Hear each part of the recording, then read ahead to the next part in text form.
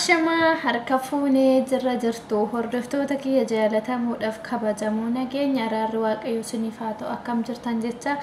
anis nagaa jira galanni fulfinni waaqaa hin badine isin akkam jirtu fayyaa keessanii alaamanni sa'a namni nagaadhaa bakka jiraattan egaa guyyaa irraa misiraachiisitti mudufne akkuma argitan namicha suuraa isaa irra argitan kuni torbaan lamaaf karaa social media akka qarqaarramu irraa dubbatamaa turelleedha akkasumas immoo Quran dudda isaatti baatee haadha isaa qarqaara akka ture himee toora social media kanarratti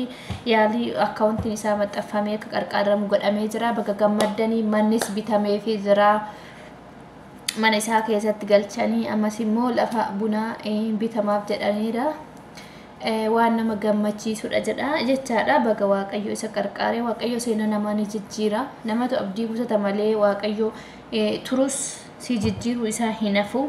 kanaafuu hunda dursa caalaa warroonni isa qarqaaruudhaa fi akkasumas viidiyoo isaa sheer karaa social media gochaa turtan galatooma isiniin jechuun barbaada akkasumas warri sumuunii shilingiin birrii dhibbaan kuma shaniin warri goostaniif dhugaa guddaa galatooma nama ta'uudhaaf nama qarqaaruudhaaf nama ta'uu qofti gahaadha egaa akkuma qarqaaraa turtan galatooma isiniin jechuu barbaanna asuma egaa akkuma beekamoo tibba kanammoo waan addaa tokko dhufaa jira jala koppii kan godhamu jechaadha mucaan dargaggeessi kun immoo innillee qoraan duddatti baatee bahee jechaadha fakkeenya saniif dhaloota keenya walirraan korrojina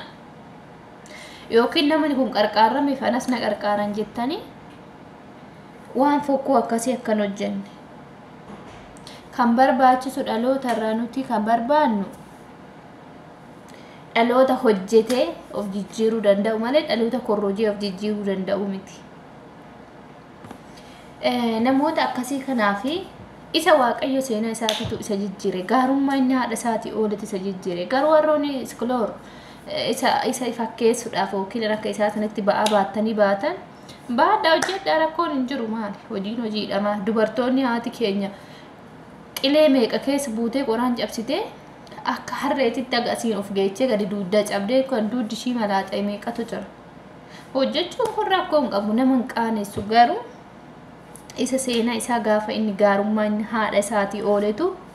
seenaa isaa jijjiiree jechaadha nuti garuu kooppii irraa gochuu osoo hin taanetti hojjennee jijjiirramuudha yaalu qabna mucaan kun waxxaatii lafaa dhufaadha ganaa dhalaa xiqqaadha garuu namni kun xiqqoo isaan nama umrii dhamaan jedhu nama cimaadha ta'us nama isila abbaa ijoollee meeqa nama ta'uu danda'udha jireenyi kun nama caccabsiti namni akka umrii isaa kun biyya keenya keessatti biyya ormaa kana keessatti yoo argitan ganaa dargaggeessa waggaa 16 fi nama waggaa 45 biyya ormaa kana wal maddii yoo qabne ilaalle bishaan lagaa ka fakkaatu isa biyya ormaa kana ka biyya keessa garuu jireenya Itoophiyaa waan nyaatanu dhabaa jira dhaloonni bishaan gahaan hin jiru biyya keenya ni beektan kanaafuu garuu immoo waxxaatii yookiin dargaggeessa hojjetee fiigee jijjiirramuu danda'u oomishuu qabna malee dargaggeessa footokooppii godhee odeemu oomishuu hin qabna nuti barumsa walirraa fudha waan gaarii hojjechuudhaaf yaada dhaloonni keenya maaliif akkas taana mucaan akkuma argitame ganaa lafaa dhufaadha daa'ima xiqqaadha waa meeqa isa eeggata maaliif ba'aa san baatee suuraa miidiyaa irratti maxxansuu barbaachise maaliif waan akkasii kan hojjenna nuti namicha kun qarqaarramee manni bitamee fi mallaqni baay'ee guurramee fi warri isaaf kennitan rabbi isiniif haa kennu bakka baasan rabbi isiniif haa buusu isiniin jechuu jaaladha garuu dhaloonni akkasitti footokooppii walirraa gootan kun sirrii miti namni kun rakkatee akkas ta'e malee jaallattee miti garuu ati foggoraadhaaf fayyadamtus yookiin naa qarqaaraniifis jettee yaaddee fayyadamtus jogongortee jirta gara lachuutu jechaadha maaliif dhaloota nama qarqaaru ta'uu qabna malee dhaloota qarqaarsa eeggachuu bichaa ta'uu hin qabnu hojjedha fiiga addunyaan laal haga gaafa duututti duuguma fiigda malee jijjiiramna hin jiru biyyi lafaa tuni waaqayyoon gaafa addaamin gannata keessa darbu lafa kanarratti gaafa darbu anga umriin jiraattu xaartee nyaattee bultaa jedheen inni addaamin jedhe sun hojiirra oolee rafina biyya keenya irratti taa'anii nyaachuun hin jiru gannata keessa odoo bahuun baatame osoo cubbuun dhala namaa hojjechuu baate gannata keessan ari'amnu turre biyyi lafaa cinqiin kun hin jiru ture garuu inni sun gannata keessa dogoggorree waan ari'amneef gooftaan keenya fayyisaan nu fayyisuudhaaf biyya lafaatti dhufe kanaafummoo nuti fayyina isaatti fayyadamne eegumsa isaatti fayyadamne fayyaani nuu kennetti fayyadamne waaqa keenya komachuu osoo hin taane sagalateeffachaa hojii dhuunfaa keenya hojii idilee keenya hojjennee jijjiiramuu dandeenya kanaafuu please ijoollee waan akkasii hojjettan dargaggoonni waan akkasii hojjettan dhiisa maalifi social media kana nama gurguddaallee fayyadama daa'imman bichaa miti ijoollee waggaa 10 gadiis jiru ijoollee waggaa 20 olis jiru haga 40 jidduu haga 100 ni jiru maanguddoon hayyuun aktiivistiin beekan meeqa jira karaa social media so nuti hoo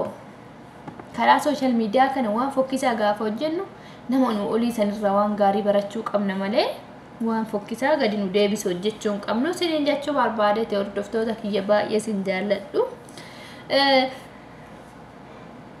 egaa kanatti aasee baga waaqayyoon obboleessa keenya koofin namticha argaa jirtan kana kaleessa duddatti qoraan guutee eenyummaan tun abaddu dhugaa suufi itti naqee ilaalman abbaa ishii fakkaate abaaboo birraa fakkaate miti dargaggeessa waggaa 20 fakkaate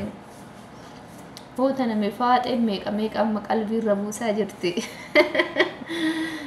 yaa rabbii kunaa dhiisi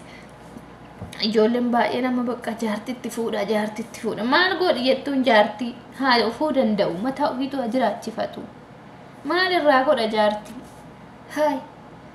kan wal fuudhe kina walii kaa jira biyya keenyatti guyyaa 2-3 wajjin hin bulu namoonni baay'een osoo nu banne gaa'ilatti lixina gaa'ila barootana warri amma komantii akkasii barreessu warra amma inni gaafa qabeenya argatu isa kajeele eessa jirtan warri kaleessa gaafa inni rakkoo keessa jiru